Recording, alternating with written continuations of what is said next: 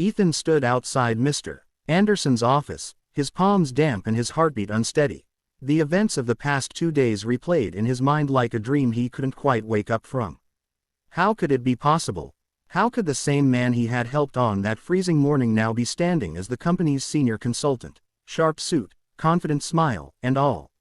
The idea seemed absurd, yet something about those eyes, that soft tone of voice, and the quiet gratitude he had heard weeks ago lingered in his chest like a whisper he couldn't ignore.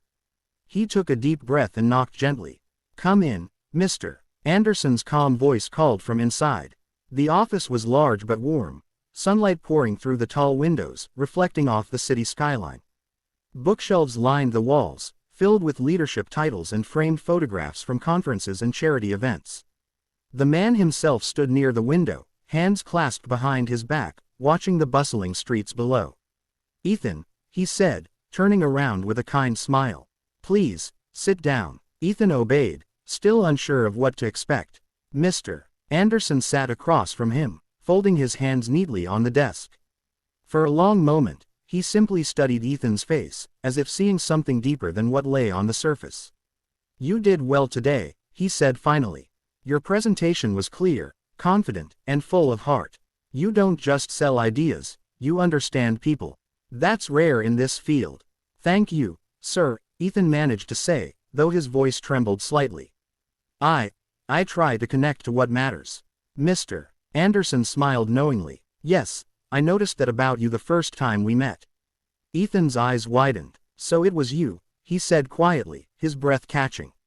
"Outside the cafe, that morning." The older man nodded slowly, his expression gentle. "Yes, Ethan, that was me." For a moment, neither spoke. The noise of the city seemed distant, muted by the weight of realization settling between them. "But why?" Ethan asked, his voice barely above a whisper. "Why were you sitting there like that?" Mr. Anderson leaned back in his chair, a faint, thoughtful smile curving his lips. "It wasn't what it looked like. I wasn't homeless, though I've known that feeling once in my life. Years ago, I ran a program that helps corporations measure compassion within their teams. I wanted to see something most reports can't show, real kindness. So, from time to time, I go out disguised, just to observe. That day, I wanted to see if anyone would stop." He paused, his gaze softening. "Out of hundreds who walked by, only one person did." Ethan swallowed hard. "Me." "Yes, you." Mr. Anderson's voice carried both pride and warmth. "You didn't hesitate. You didn't record it for the internet. You didn't expect anything in return. You simply saw me, and that makes all the difference." Ethan looked down, emotions flooding through him. "I didn't do anything special, sir. I just couldn't walk away." Mr. Anderson's smile deepened. "That's exactly what makes it special. You see, Ethan, kindness doesn't need an audience.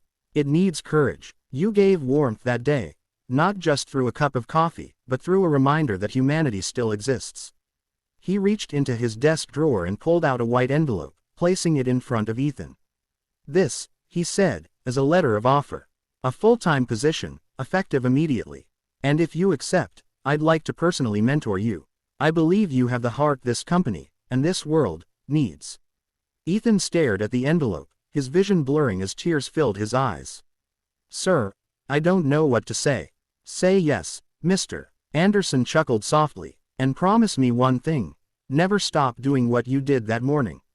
Even when no one's watching." Ethan nodded, his throat tight with emotion. "I promise." Mr. Anderson stood and extended his hand. Ethan rose and shook it firmly, the weight of the moment sinking in. "You know," the older man said thoughtfully, "when I sat on that sidewalk, part of me hoped someone would stop, but I didn't expect that small act to change my life too. You reminded me why I started doing what I do." Ethan smiled faintly through his tears. "Guess we both changed each other." As he left the office, the air outside felt different, brighter, lighter. The streets were still crowded, people still rushing, but now Ethan saw them differently. Every face carried a story, every stranger a possibility. That evening, he passed by the same cafe where it all began. Snowflakes were falling again, soft and silent. He stopped, smiled, and watched as a young woman paused to hand a scarf to an elderly lady shivering by the door. For a brief second, their eyes met, and Ethan felt something powerful stir within him. The ripple had begun. He walked away, heart full, knowing that sometimes, one small act of kindness truly can change everything, not just for one person, but for everyone it touches along the way.